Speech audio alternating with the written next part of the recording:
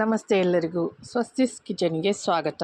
ಇವತ್ತಿನ special hotel ಸ್ಟೈಲಲ್ಲಿ veg ಕುರ್ಮನ ಟೇಸ್ಟಿಯಾಗಿ ಹೇಗೆ ಮಾಡೋದು ಅಂತ ನೋಡೋಣ. ಈಗ ಇದಕ್ಕೆ ಏನೆಲ್ಲ ಸಾಮಗ್ರಿಗಳು ಬೇಕಂತ ನೋಡ್ಕೊಳ್ಳೋಣ. ಮೊದಲಿಗೆ ಒಂದು ಮಿಕ್ಸಿ ಜಾರ್ ತಗೊಳ್ಳಿ. ಈಗ ಇದಕ್ಕೆ ಅರ್ಧ ಕಪ್ಪಷ್ಟು ಹಸಿ ತೆಂಗಿನ ತುರಿ ಹಾಕ್ಕೊಳ್ತಾ ಇದ್ದೇನೆ. ಆನಂತರ 8 ಎಸಳು ಬೆಳ್ಳುಳ್ಳಿಯನ್ನು ಹಾಕ್ಕೊಳ್ತಾ ಇದ್ದೇನೆ. ಹಾಗೆ 5 ಹಸಿಮೆಣಸನ್ನು ಕೂಡ ಹಾಕ್ಕೊಳ್ತಿದ್ದೀನಿ. ನೆಕ್ಸ್ಟ್ ಇದಕ್ಕೆ 1 ಇಂಚಷ್ಟು ಚಕ್ಕೆ, 2 ಲವಂಗನ ಸೇರಿಸ್ಕೊಳ್ತಾ ಇದ್ದೇನೆ. ಈಗ ಇದಕ್ಕೆ 1 ಟೀ ಸ್ಪೂನಷ್ಟು ಸೋಂಪು, ಹಾಗೆ 1 ಟೇಬಲ್ ಸ್ಪೂನಷ್ಟು ಕೊತ್ತಂಬರಿ ಬೀಜ, 1 ಟೇಬಲ್ ಸ್ಪೂನಷ್ಟು ಕಡಲೆಬೇಳೆ, ಹಾಗೆ 8 ರಿಂದ 10 ಗೋಡಂಬಿ ಹಾಕ್ಕೊಳ್ತಾ ಇದ್ದೇನೆ. ಗೋಡಂಬಿ ಇಲ್ಲ ಅಂದರೆ 1 ಟೀ ಸ್ಪೂನಷ್ಟು ಗಸಗಸೆ ಹಾಕ್ಕೊಳ್ಳಿ. ನೆಕ್ಸ್ಟ್ ಇದಕ್ಕೆ ಅರ್ಧ ಟೀ ಸ್ಪೂನಷ್ಟು ಅರಶಿನ ಹುಡಿ, 1 ಟೀ ಸ್ಪೂನಷ್ಟು ಮೆಣಸಿನ ಹುಡಿ, ಹಾಗೆ 2 ಟೇಬಲ್ ಸ್ಪೂನಷ್ಟು ಕೊತ್ತಂಬರಿ ಸೊಪ್ಪು ಹಾಕ್ಕೊಳ್ತಾ ಇದ್ದೇನೆ. ಈಗ ಇದಕ್ಕೆ ಸ್ವಲ್ಪ ನೀರು ಹಾಕಿ ನುಣ್ಣಗೆ ರುಬ್ಬಿಕೊಳ್ತಾ ಇದ್ದೇನೆ. ಹೀಗೆ ನುಣ್ಣಗೆ ರುಬ್ಬಿಕೊಂಡು ಪೇಸ್ಟ್ ರೆಡಿ ಮಾಡಿ ಇಟ್ಕೊಳ್ಳಿ. ಈಗ ಗ್ರೇವಿ ರೆಡಿ ಮಾಡ್ಕೊಳ್ಳೋಣ. ಈಗ ಒಂದು ಪ್ಯಾನಿಗೆ 2 ಟೇಬಲ್ ಸ್ಪೂನಷ್ಟು ತೆಂಗಿನ ಎಣ್ಣೆನ ಹಾಕ್ಕೊಳ್ತಾ ಇದ್ದೇನೆ. ಎಣ್ಣೆ ಬಿಸಿಯಾದಾಗ ಇದಕ್ಕೆ ಸಣ್ಣಗೆ ಹೆಚ್ಚಿದ 2 ಈರುಳ್ಳಿ, ಸ್ವಲ್ಪ ಕರಿಬೇವು ಸೊಪ್ಪು, ಹಾಗೆ 2 ಹಸಿಮೆಣಸನ್ನು ಹೀಗೆ ಉದ್ದುದ್ದ ಕಟ್ ಮಾಡಿ ಹಾಕ್ಕೊಳ್ತಾ ಇದ್ದೇನೆ.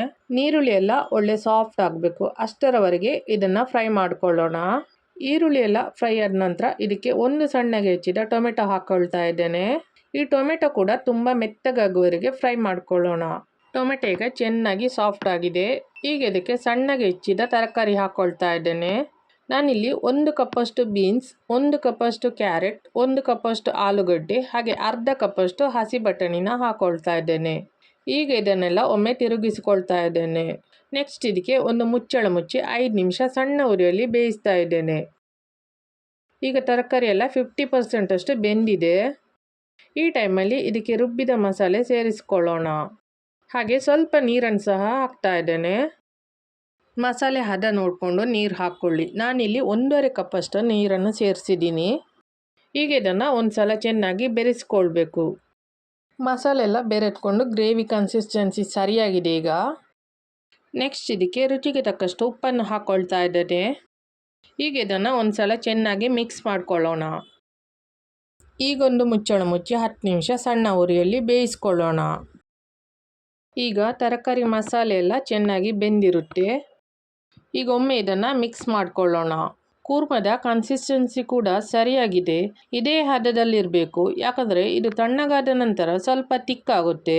ಈಗ ಕೊನೆಗೆ ಇದಕ್ಕೆ ಅರ್ಧ ಕಪ್ಪಷ್ಟು ಕೊತ್ತಂಬರಿ ಸೊಪ್ಪನ್ನು ಹಾಕ್ಕೊಳ್ತಾ ಇದ್ದೇನೆ. ಇದನ್ನೀಗ 1 ಕುದಿ ಬರಿಸಿ ಫ್ಲೇಮನ್ನು ಆಫ್ ಮಾಡ್ಕೊಳ್ಳೋಣ.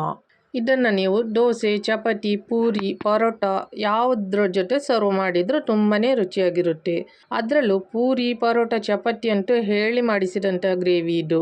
ಹಾಗಿದ್ರೆ ಮಿಸ್ ಮಾಡ್ಕೊಳ್ದೆ ಈ ಟೇಸ್ಟಿಯಾದಂಥ ಹೋಟೆಲ್ ಸ್ಟೈಲ್ ವೆಜ್ ಕುರ್ಮಾ ರೆಸಿಪಿನ ಒಂದು ಸಲ ಟ್ರೈ ಮಾಡಿ ನೋಡಿ. ನಿಮಗೆ ಈ ವಿಡಿಯೋ ಇಷ್ಟ ಆದಲ್ಲಿ ಲೈಕ್ ಮಾಡಿ, ಶೇರ್ ಮಾಡಿ, ಹಾಗೆ ಕಮೆಂಟ್ ಮಾಡಿ ತಿಳಿಸಿ.